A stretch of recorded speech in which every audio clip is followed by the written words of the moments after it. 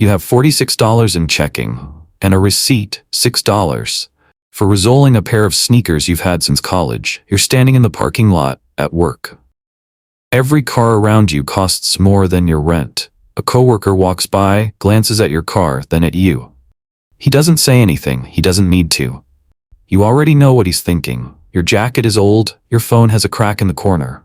Your resoled shoes are what people notice without realizing they noticed them. Everyone has a theory about you. Some think you're struggling. One woman in accounting even asked if you were okay. None of them know the truth. None of them know that you have more sitting in one account than most of them will earn in the next 5 years combined. You've never told anyone. Not your best friend. Not your own mother. Nobody claps for a resoled shoe. Nobody ever will. But that's $40. Not gone, moved, and the moving, quiet, boring, invisible is the whole story. It starts with a receipt, $6. Nobody keeps a receipt like that. You did. 23. First real paycheck lands on a Friday. $4,080 after tax. You count it twice. Not because you don't trust the number, because you've never seen it before.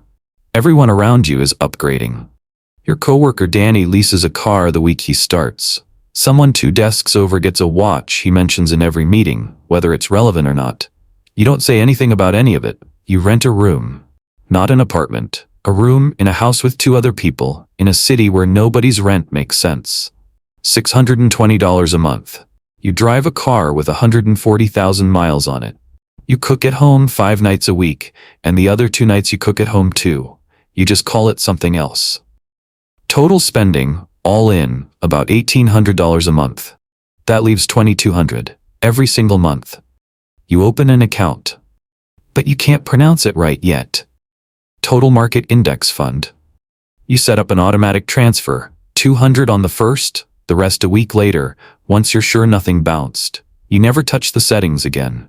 The bank doesn't notice you, not in a bad way, not in a good way either. Your balance is small enough that you're not a name to anyone there. You're a number in a system that processes millions of numbers a day, and yours isn't interesting yet. No calls, no offers, no fee is waived because nobody's watching closely enough to waive it. You're invisible to the one place that's supposed to be paying attention to your money. That's fine. You didn't open the account to be noticed. The hard part isn't the math. The math is easy. You did it on your phone in about 4 minutes. The hard part is the first time someone asks you to come out and you say no. Danny asks if you're coming to the thing on Saturday. $40, maybe $50 with drinks. You say you can't make it, he shrugs. He doesn't ask twice, that's the whole moment. No confrontation, no drama, just a door that closes so quietly you almost don't hear it. You go home, he resoles the same shoes again. $6.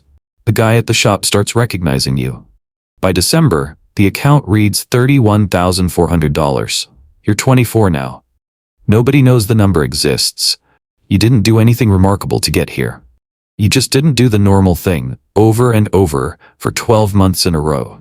The first no is the only one that costs you anything. Every no after that is free. Year 2. Your salary moves to $51,000. You don't feel it. Not really. The raise goes where every dollar has been going since December.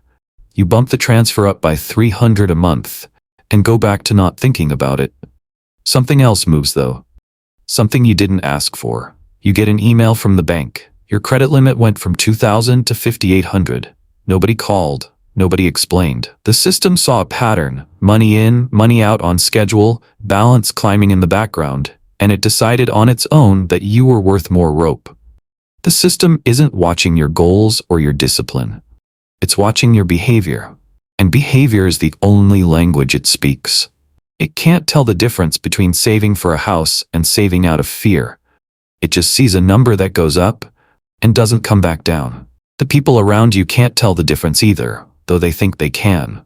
At a work happy hour, someone offers to cover your drink. Kindly, actually, the way you'd help someone who needed it. You say thanks. You don't correct them. Your mother calls on a Sunday, asking carefully if you're doing okay. Financially, you tell her you're fine. She's quiet for a second. She heard the words, not the proof. No new car, no new apartment, nothing she can point to. You don't tell her the number, not distrust. Just that saying it out loud turns it into a conversation, and you'd rather keep the math than have the conversation.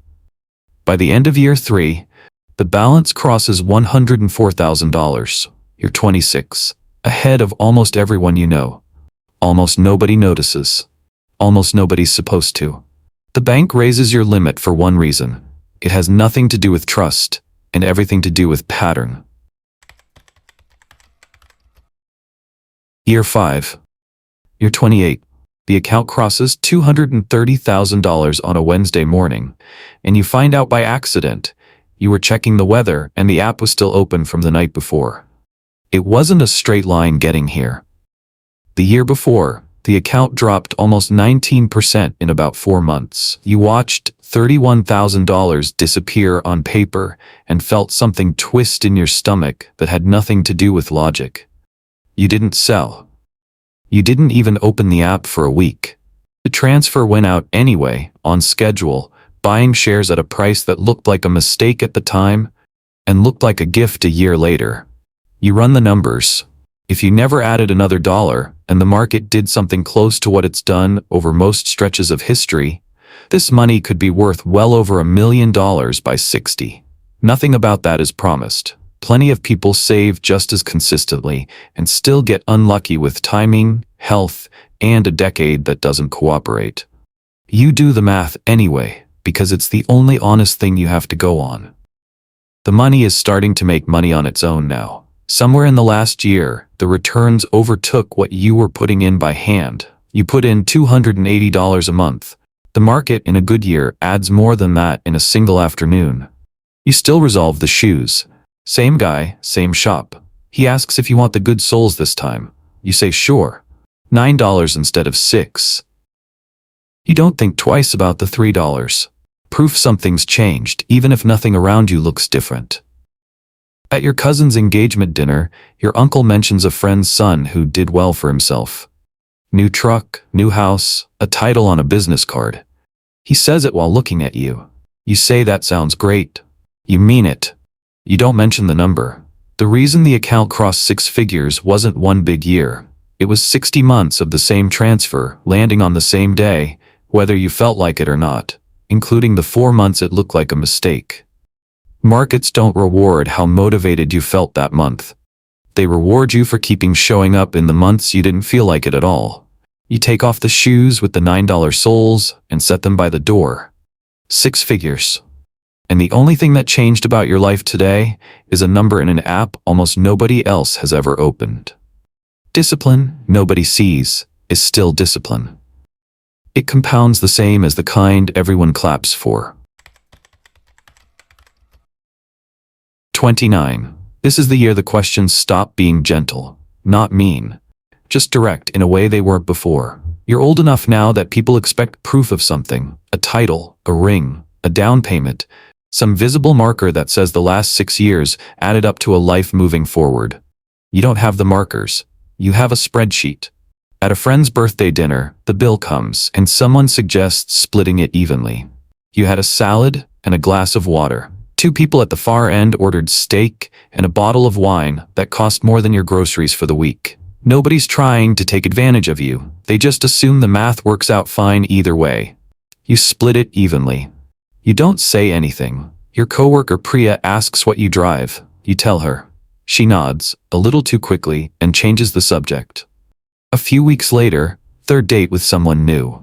Somewhere between the appetizer and the check, he asks what kind of car you drive. Something in his face shifts when you answer. No argument, no scene.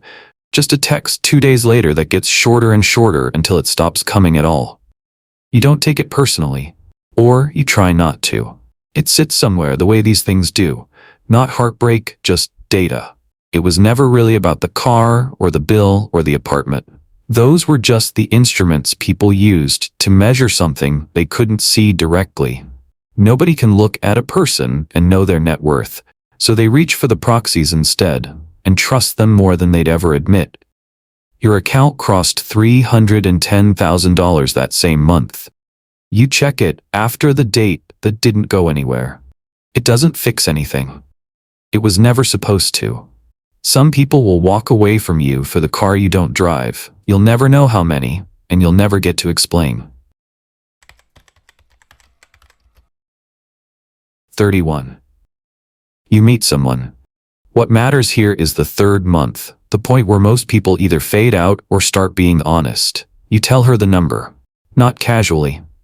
You sit down first, the way you'd sit down for something that felt like it mattered, and you say it plainly. $392,000. She's quiet for a second, and then she asks the question you didn't expect. Not how, but why didn't you tell anyone before now? You don't have a clean answer. The honest one is that telling people turns a number into a conversation, and you'd rather keep the number than have the conversation. She gets it, or gets enough of it. You get married the next year. Small, no debt, a dinner instead of a production. Her parents ask carefully whether the two of you are set up okay. She tells them you're fine. They don't press. But you can feel, at every holiday after that, a version of the same doubt your own mother carried for years. It isn't loneliness. Loneliness is for people with nobody around, and you have people around. A wife, a mother, a whole ordinary life. This is something else. You've gone too far to talk the way your old friends talk, about which bill to delay this month, about anxieties that used to be yours too. But you haven't gone far enough to talk the way the truly wealthy talk either. Family offices, named advisors, rooms with no logo on the door. You're just between the two, belonging fully to neither. You sit at a friend's kitchen table one night, listening to him vent about a car repair he can't quite afford, and you say the right things, and you mean them. But some part of you is standing slightly outside the conversation, unable to fully climb back in. Not because you don't care. Because the math that worries him doesn't worry you anymore, and pretending otherwise would be its own kind of lie. Your account crossed $518,000 that year. You and your wife are the only two people on the planet who know the number. The higher you climb without anyone watching, the smaller the room gets. And for a while, you're the only person standing in it. 35. The account crosses $1,040,000 on a Thursday in March. You don't screenshot it. You don't tell anyone that day, not even your wife, not right away. You just sit with it at the kitchen table after everyone else has gone to bed. But something is different this time. A few weeks later, someone from the brokerage reaches out. Not every account gets this. You'll learn later, it depends on the firm and where your assets sit, but yours did. A woman named Teresa, introducing herself as part of a team that works with clients above a certain threshold. She asks about your goals, your timeline, whether you'd like to set up a 15-minute review. This is the same brokerage you've used since you were 23. It never reached out once in 12 years. It let your account sit there, unremarked on, while you funneled $200 into it every month like feeding something you weren't sure was alive. Nothing about you changed between last month and this one. The number did. That's the whole explanation. And it's the only one you're going to get. Your mortgage broker, the one you talked to 8 years ago about a rate that felt fair but not exciting, sends a note through a colleague. Rates have shifted for accounts with your asset profile. Not published anywhere, just quietly better, because the risk models decided you were quietly safer. The system was never actually indifferent to you. It was waiting for a number it found worth noticing. The same institution that ignored you for over a decade is now reaching out on its own. You mention this to your wife over dinner. She laughs, not unkindly. They didn't get nicer, she says. You just got louder without saying anything. At work, nothing has changed at all. You still bring lunch in the same container. Your car is 9 years old now, closer to 180,000 miles than not. Your coworkers still treat you the way they always have, with a low-grade unspoken assumption that you're doing fine, probably, in the ordinary way most people are doing fine. The version of you that institutions notice, and the version people notice, are almost never the same version, and they rarely arrive at the same time. The brokerage saw you the moment a number crossed a threshold in its system. The people around you may never see it at all, because they're measuring the shoes, the car, the jacket, and none of those have changed in a decade. You tell Teresa you'll think about the 15 minutes. You already know you'll take the call.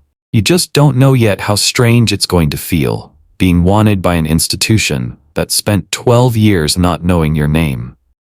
The system was never cold to you. It was only ever paying attention to one thing. You just spent a long time being a number that hadn't decided to notice yet. 36. You have a daughter. The hospital bill arrives a few weeks later, the kind of number that would have terrified you at 23 and barely registers now. You pay it in full the same day it lands, and go back to whatever you were doing before you open the envelope. Your mother comes to visit. She brings a bag of hand-me-downs from a neighbor's grandchild. Onesies, a few blankets, a stroller with one wheel that squeaks. She hands it over almost apologetically, the way you offer something to someone you're not sure can afford to say no to it. You take it, not because you need it, because turning it down would mean explaining why, and there's still no version of that conversation you're ready to have. Your daughter doesn't know the difference between a gifted onesie and one bought new. She just knows it's soft, and it's hers, and someone put it on her. Your mother-in-law asks, gently, over dinner one night, if the two of you are doing all right, the same question, worn into a slightly different shape than the one your own mother used to ask, but built from the same worry. You tell her you're fine. She looks at you a second longer than the answer needs. Your mother is genuinely afraid for you. Not performing concern, actually afraid, in the quiet way a parent stays afraid long after a child is grown. She doesn't sleep as well some nights, wondering if you and your wife, and now your daughter, are going to be all right.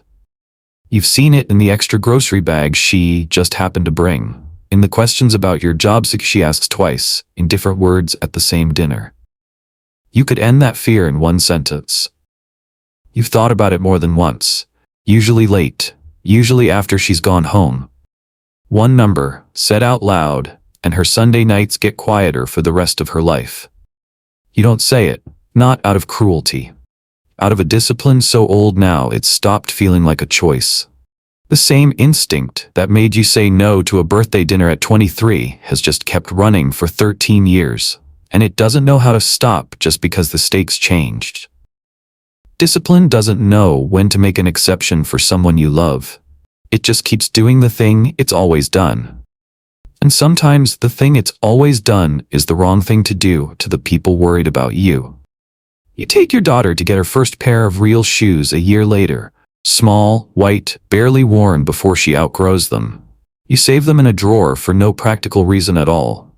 That night you take off your own shoes at the door, the ones from years ago resoled twice now, still holding, and you set them next to hers without really thinking about it. Small pair, old pair. Same doorway. You can build enough to end someone else's worry in a sentence.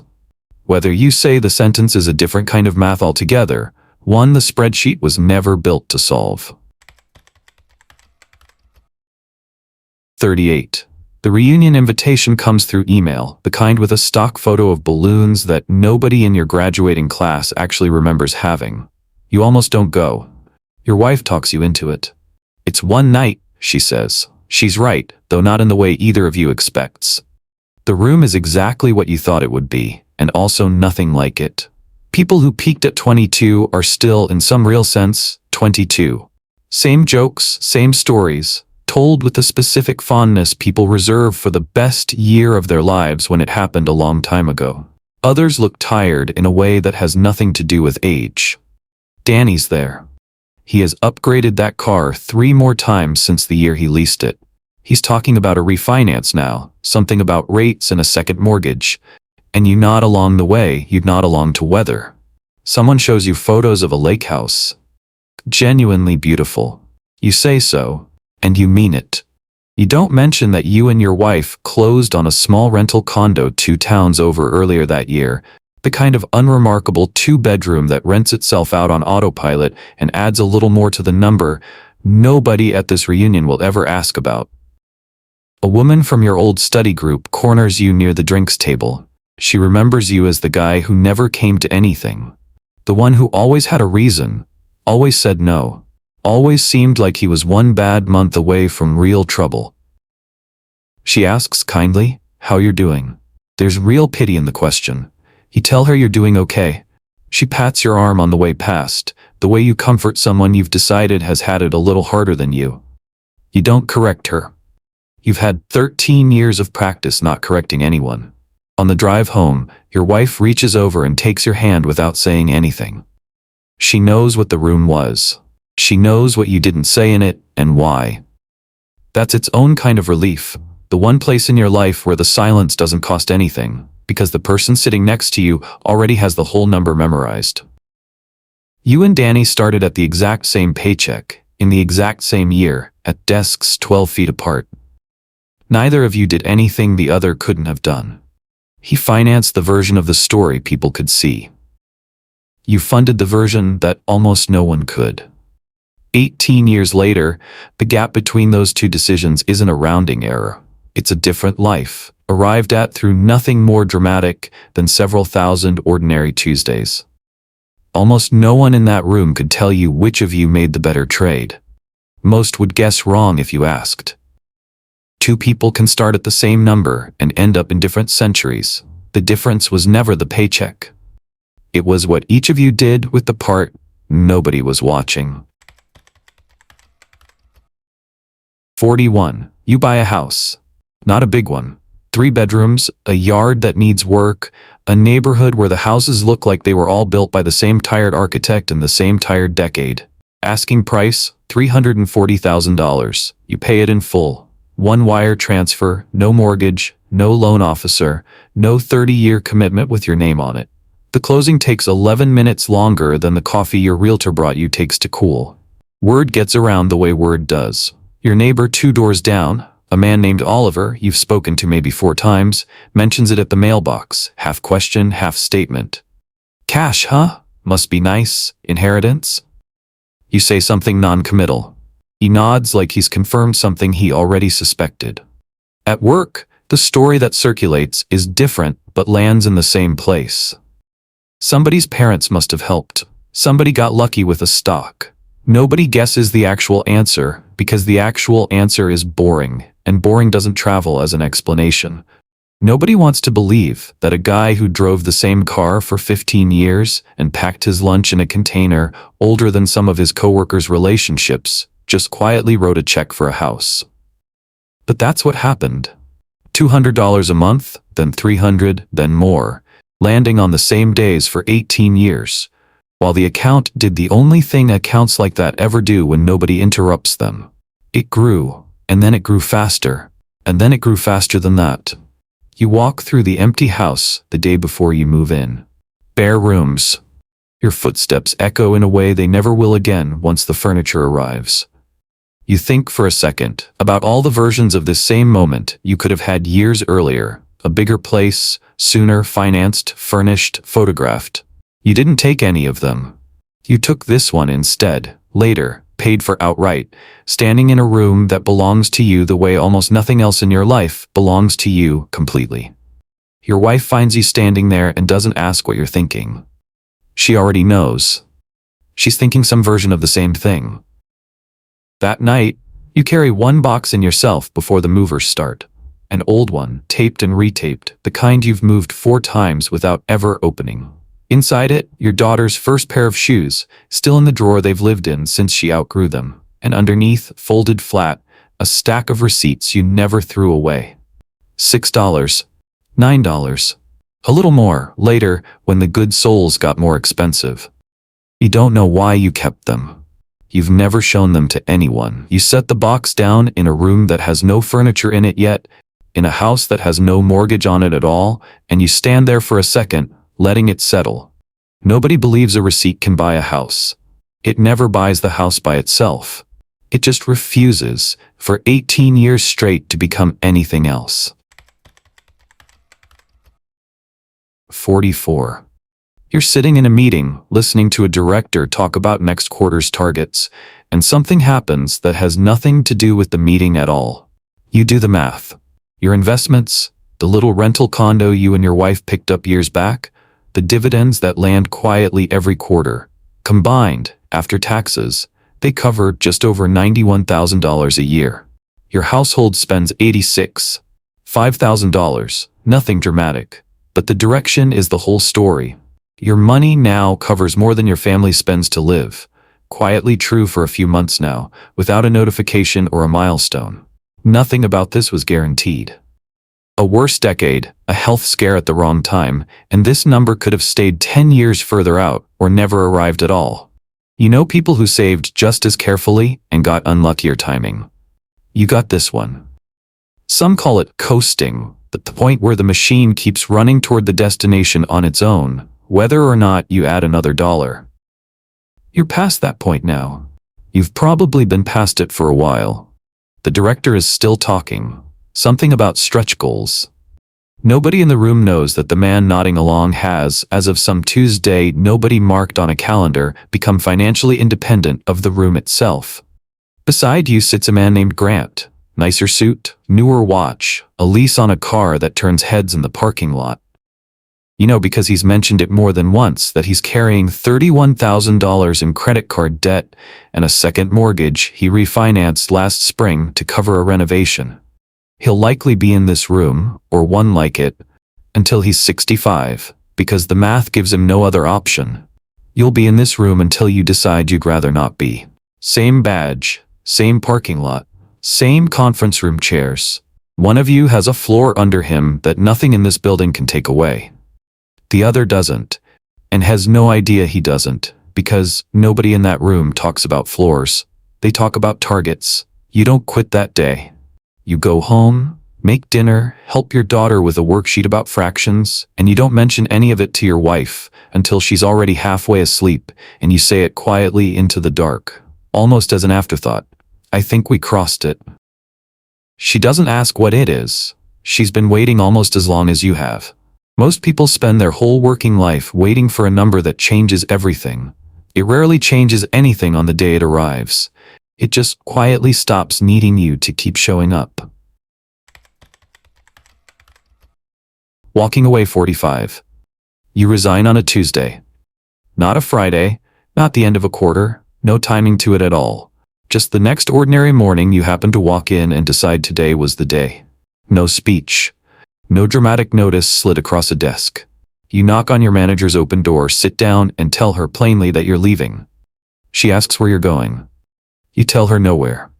She waits for the rest of the sentence, the part that explains the nowhere. A startup, a consulting gig, something with a name, and there isn't one.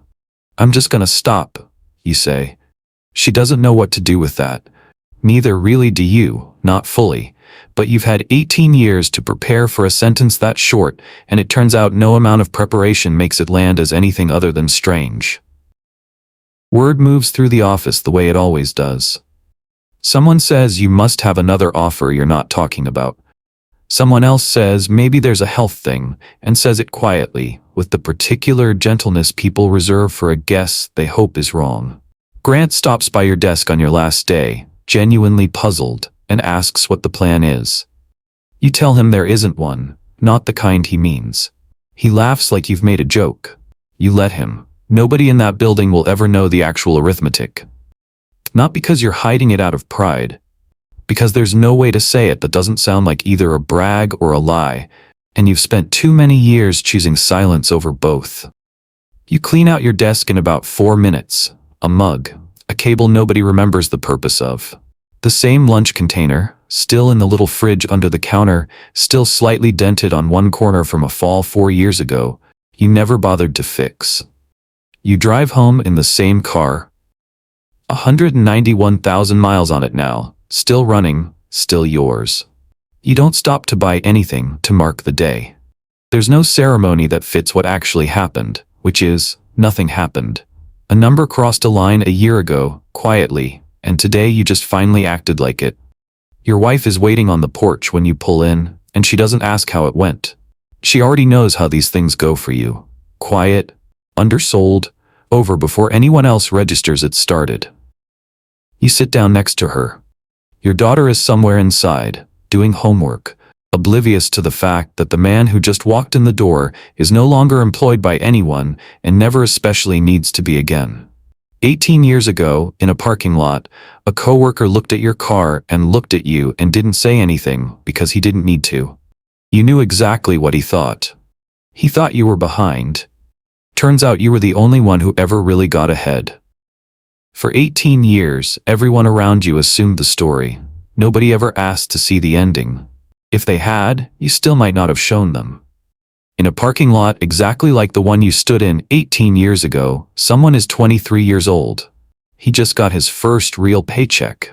He's standing next to a car with 140,000 miles on it, watching a coworker walk by in a jacket that costs more than his rent. The coworker glances at the car, then at him, then looks away. He doesn't say anything. He doesn't need to. The 23-year-old already knows what he's thinking.